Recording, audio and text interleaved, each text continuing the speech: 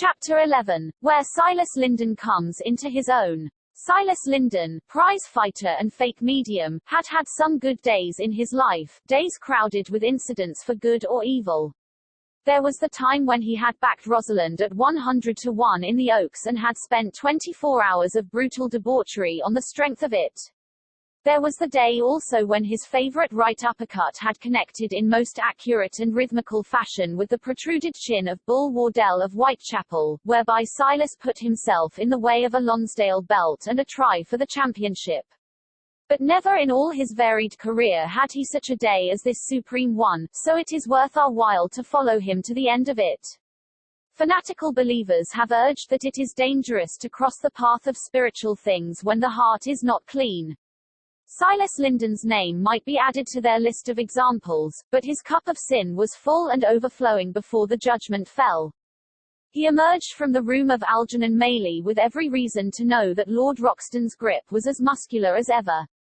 In the excitement of the struggle he had hardly realized his injuries, but now he stood outside the door with his hand to his bruised throat and a hoarse stream of oaths pouring through it. His breast was aching also where Malone had planted his knee, and even the successful blow which had struck Mailey down had brought retribution, or it had jarred that injured hand of which he had complained to his brother. Altogether, if Silas Linden was in a most cursed temper, there was a very good reason for his mood. "I'll get you one at a time," he growled, looking back with his angry pig's eyes at the outer door of the flats. "You wait, my lads, and see." Then with sudden purpose he swung off down the street. It was to the Bardsley Square police station that he made his way, and he found the jovial, rubicund, black-moustached Inspector Murphy seated at his desk. "Well, what do you want?" asked the inspector in no very friendly voice. "I hear you got that medium right and proper." "Yes, we did. I learn he was your brother." "That's neither here nor there. I don't hold with such things in any man. But you got your conviction. What is there for me in it? Not a shilling." "What? Wasn't it I that gave the information? Where would you have been if I had not given you the office? If there had been a fine we might have allowed you something, we would have got something, too. Mr. Melrose sent him to jail. There is nothing for anybody. So say you. I'm damned sure you and those two women got something out of it. Why the hell should I give away my own brother for the sake of the likes of you? You'll find your own bird next time." Murphy was a choleric man with a sense of his own importance. He was not to be bearded thus in his own seat of office. He rose with a very red face. "I'll tell you what, Silas Linden, I could find my own bird and never move out of this room. You had best get out of this quick, or you may chance to stay here longer than you like. We've had complaints of your treatment of those two children of yours, and the children's protection folk are taking an interest. Look out that we don't take an interest, too." Silas Linden flung out of the room with his temper hotter than ever, and a couple of rum and waters on his way home did not help to appease him. On the contrary, he had always been a man who grew more dangerous in his cups. There were many of his trade who refused to drink with him. Silas lived in one of a row of small brick houses named Bolton's Court, lying at the back of Tottenham Court Road. His was the end house of a cul-de-sac, with the side wall of a huge brewery beyond. These dwellings were very small, which was probably the reason why the inhabitants, both adults and children, spent most of their time in the street. Several of the elders were out now, and as Silas passed under the solitary lamp-post, they scowled at his thick-set figure, for though the morality of Bolton's Court was of no high order, it was nonetheless graduated and Silas was at zero. A tall Jewish woman, Rebecca Levi, thin, aquiline and fierce-eyed, lived next to the prizefighter. She was standing at her door now, with a child holding her apron. "Mr. Linden," she said as he passed, "them children of yours want more care than they get. Little Marjorie was in here today. That child don't get enough to eat." "You mind your own business, curse you," growled Silas. "I've told you before now not to push that long, sheeny beak of yours into my affairs. If you was a man I'd know better how to speak to you. If I was a man maybe you wouldn't dare to speak to me so. I say it's a shame, Silas Linden, the way them children is treated. If it's a police court case, I'll know what to say." Oh, go to hell, said Silas, and kicked open his own unlatched door. A big, frowsy woman with a shock of dyed hair and some remains of a florid beauty, now long overripe, looked out from the sitting-room door. Oh, it's you, is it? Said she. Who did you think it was? The Duke of Wellington. I thought it was a mad bullock maybe got strayin' down the lane, and buttoned down our door. Funny, ain't you? Maybe I am, but I hain't got much to be funny about. Not a shilling in the ooze, nor so much as a pint o' beer, and these damned children of yours forever upsettin' me. What have they been a-doin' of? Asked Silas with a scowl. When this worthy pair could get no change out of each other, they usually united their forces against the children. He had entered the sitting room and flung himself down in the wooden armchair. They've been seein' number one again. How do ye know that? I 'eard 'im say somethin' to 'er about it. Mother was there, 'e says. Then afterwards, 'e 'ad one o' them sleepy fits. It's in the family. Yes, it is, retorted the woman. If you 'adn't sleepy fits you'd get some work to do, like other men. Oh, shut it, woman. What I mean is, that my brother Tom gets them fits, and this lad o' mine is said to be the livin' image of his uncle. So he had a trance, had he? What did you do? The woman gave an evil grin. I did what you did. What, the seal and wax again? Not much of it, just enough to wake 'im. It's the only way to break 'im of it. Silas shrugged his shoulders. Haven't you a care, my lass? There is talk of the plice, and if they see those burns, you and I may be in the dock together. Silas Linden, you are a fool. Can't a parent correct his own child? Yes, but it ain't your own child, and stepmother's has a bad name, see? There's that Jew woman next door. She saw you when you took the clothes rope to little Marjorie last washing day. She spoke to me about it and again today about the food. What's the matter with the food? The greedy little bastards. They had a unch of bread each when I 'ad my dinner. A bit of real starvin' would do them no harm, and I would avenue less sauce. What, has Willie sauced you? Yes, when he woke up. After you dropped the hot sealin' wax on him. Well, I did it for is good, didn't I? It was to cure him of a bad habit. What did he say? Cursed me good and proper, he did. All about his mother, what his mother would do to me. I'm damn well sick of his mother. Don't say too much about Amy. She was a good woman. So you say now, Silas Linden, but by all accounts you 'ad a queer way of showing it when she was alive. Hold your jaw, woman. I've had enough to vex me today without you starting your tantrums. You're jealous of the grave. That's what's the matter with you. And her brats can insult me as they like, me that has cared for you these 5 years. No, I didn't say that. If he insulted you, it's up to me to deal with him. Where's that strap? Go, fetch him in. The woman came across and kissed him. I've only you, Silas. Oh hell, don't muck me about. I'm not in the mood. Go and fetch Willie in. You can bring Marjorie also. It takes the sauce out of her also, for I think she feels it more than he does. The woman left the room but was back, in a moment. Ease off again, said she. It fair gets on my nerves to see him. Come, Silas. Haven't you a look? They went together into the back kitchen. A small fire was smouldering in the grate. Beside it, huddled up in a chair, sat a fair-haired boy of 10. His delicate face was upturned to the ceiling. His eyes were half closed, and only the whites visible. There was a look of great peace upon his thin, spiritual features. In the corner a poor little cowed mite of a girl, a year or 2 younger, was gazing with sad, frightened eyes at her brother. Looks awful, don't he? Said the woman. Don't seem to belong to this world. I wish to God he'd make a move for the other. He don't do much good air. Here, wake up, cried Silas. None of your foxin', wake up. Do ye hear? He shook him roughly by the shoulder, but the boy still slumbered on. The backs of his hands, which lay upon his lap, were covered with bright scarlet blotches. My word, you've dropped enough hot wax on him. Do you mean to tell me, Sarah, it took all that to wake him?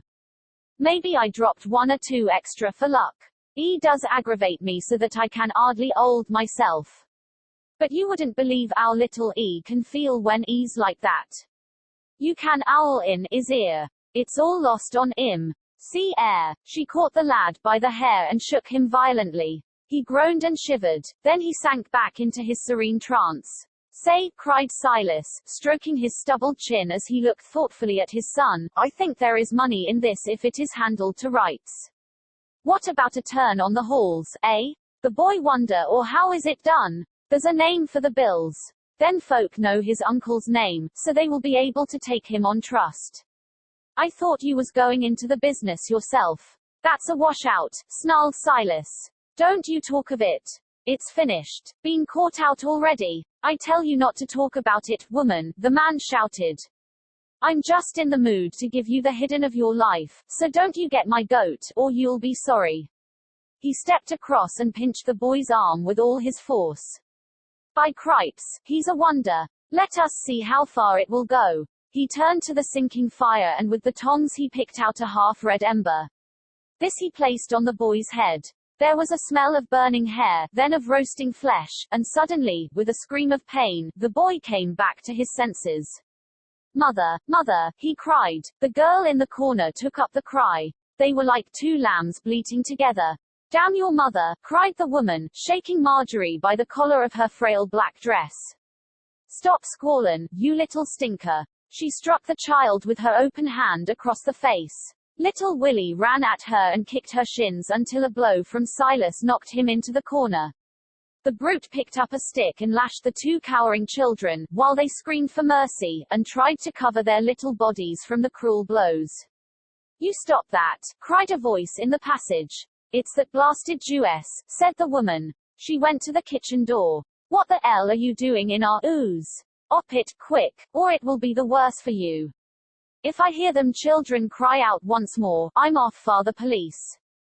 Get out of it. Op it, I tell you. The frowsy stepmother bore down in full sail, but the lean, lank Jewess stood her ground. Next instant they met. Mrs. Silas Linden screamed, and staggered back with blood running down her face where 4 nails had left as many red furrows. Silas with an oath, pushed his wife out of the way, seized the intruder round the waist, and slung her bodily through the door. She lay in the roadway with her long gaunt limbs sprawling about like some half-slain fowl. Without rising, she shook her clenched hands in the air and screamed curses at Silas, who slammed the door and left her, while neighbors ran from all sides to hear particulars of the fray. Mrs. Linden, staring through the front blind, saw with some relief that her enemy was able to rise and to limp back to her own door, whence she could be heard delivering a long shrill harangue as to her wrongs. The wrongs of a Jew are not lightly forgotten, for the race can both love and hate. She's all right, Silas. I thought maybe you had killed her. It's what she wants, the damned canting sheeny. It's bad enough to have her in the street without her daring to set foot inside my door. I'll cut the hide off that young Willie. He's the cause of it all. Where is he? They ran up to their room. I heard them lock the door. A lot of good that will do them. I wouldn't touch em now, Silas. The neighbors is all up and about and we needn't ask for trouble. You're right, he grumbled. It will keep till I come back. Where are you going? Down to the Admiral Vernon. There's a chance of a job as sparring partner to Long Davis. He goes into training on Monday and needs a man of my weight. Well, I'll expect you when I see you. I get too much of that pub of yours. I know what the Admiral Vernon means. It means the only place in God's earth where I get any peace or rest, said Silas. A fat lot I get, or ever, avenue, ad since I married you. That's right. Grouse away, he growled. If grousing made a man happy, you'd be the champion. He picked up his hat and slouched off down the street, his heavy tread resounding upon the great wooden flap which covered the cellars of the brewery. Up in a dingy attic 2 little figures were seated on the side of a wretched straw-stuffed bed, their arms enlacing each other, their cheeks touching, their tears mingling. They had to cry in silence, for any sound might remind the ogre downstairs of their existence. Now and again one would break into an uncontrollable sob, and the other would whisper, "Hush! Hush! Oh hush!" Then suddenly they heard the slam of the outer door and that heavy tread booming over the wooden flap. They squeezed each other in their joy. Perhaps when he came back he might kill them, but for a few short hours at least they were safe from him. As to the woman, she was spiteful and vicious, but she did not seem so deadly as the man. In a dim way they felt that he had hunted their mother into her grave and might do as much for them. The room was dark save for the light which came through the single dirty window. It cast a bar across the floor, but all round was black shadow. Suddenly the little boy stiffened, clasped his sister with a tighter grip, and stared rigidly into the darkness. "She's coming," he muttered. "She's coming." Little Marjorie clung to him. "Oh, Willie, is it mother? It is a light, a beautiful yellow light. Can you not see it, Marjorie?" But the little girl, like all the world, was without vision. To her all was darkness. "Tell me, Willie," she whispered, in a solemn voice. She was not really frightened, for many times before had the dead mother returned in the watches of the night to comfort her stricken children. "Yes, yes, she is coming now." "Oh, mother, mother, what does she say, Willie?" "Oh, she is beautiful. She is not crying, she is smiling. It is like the picture we saw of the angel. She looks so happy. Dear, dear mother, now she is speaking. It is over, she says. It is all over." She says it again. Now she beckons with her hand. We are to follow. She has moved to the door. "Oh, Willie, I dare not." "Yes, yes," she nods her head. She bids us fear nothing now she has passed through the door. "Come, Marjorie, come, or we shall lose her." The two little mites crept across the room and Willie unlocked the door. The mother stood at the head of the stair beckoning them onwards. Step by step they followed her down into an empty kitchen. The woman seemed to have gone out. All was still in the house. The phantom still beckoned them on. "We are to go out." "Oh, Willie, we have no hats. We must follow, Madge. She is smiling and waving. Father will kill us for this." She shakes her head. She says we are to fear nothing. "Come." They threw open the door and were in the street. Down the deserted court they followed the gleaming gracious presence, and through a tangle of low streets, and so out into the crowded rush of Tottenham Court Road. Once or twice amid all that blind torrent of humanity, some man or woman, blessed with the precious gift of discernment, would start and stare as if they were aware of an angel presence and of two little white-faced children who followed behind, the boy with fixed, absorbed gaze, the girl glancing ever in terror over her shoulder. Down the long street they passed then again amid humbler dwellings, and so at last to a quiet drab line of brick houses. On the step of one the spirit had halted.